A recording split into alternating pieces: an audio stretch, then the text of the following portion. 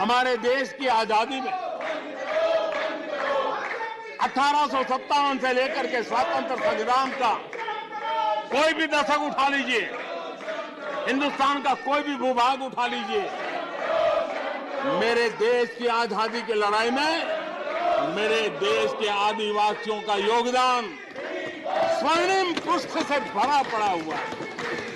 गर्व होता है देश को कि मेरे आदिवासी भाइयों ने आजादी के महात्म्य को समझा था, लेकिन दशकों तक मेरे आदिवासी भाई विकास से वंचित रहे और विश्वास का सेतु तो कभी बन ही नहीं पाया।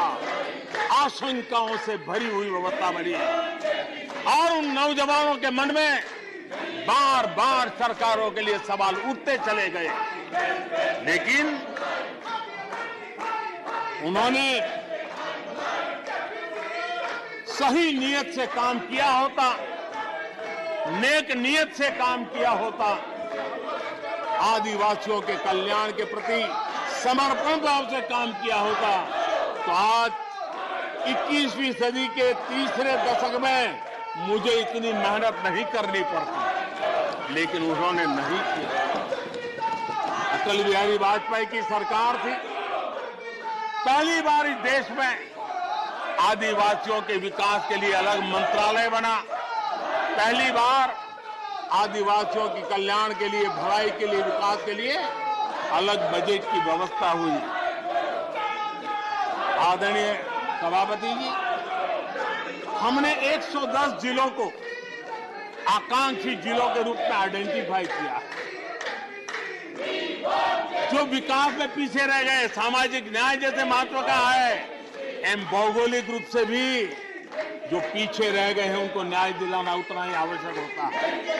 और इसलिए हमने 110 आकांक्षी जिले और 110 में आधे से अधिक वो इलाके हैं जहां बहुल जनसंख्या जनजातीय हैं, मेरे आदिवासी भाई बहन रहते हैं। 3 करोड़ से ज्यादा आदिवासी भाइयों को इसका सीधा लाभ मिला है, उनके जीवन में बदलाव आया है।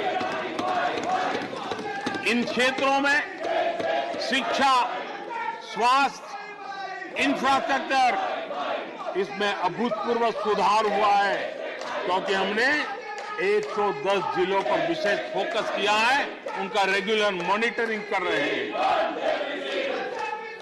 यहां पर हमारे कुछ माननीय सदस्यों ने ट्राइबल सब प्लान की बात का जिक्र किया था। मैं ऐसे साथियों का अनुरोध करता हूं कि जरा समय निकाल करके किसी पढ़े लिखे व्यक्ति की मदद लेकर के बैठिए, जो बजट को अध्ययन कर सकता है, थोड़ा समझा सकता है, और आप देखेंगे तो पता चलेगा कि बजट में शेड्यूल्ड ट्राइब कंपोनेंट फंड्स, इसके तहत 2014 के पहले की तुलना में 5 गुना अधिक वृद्धि हुई है।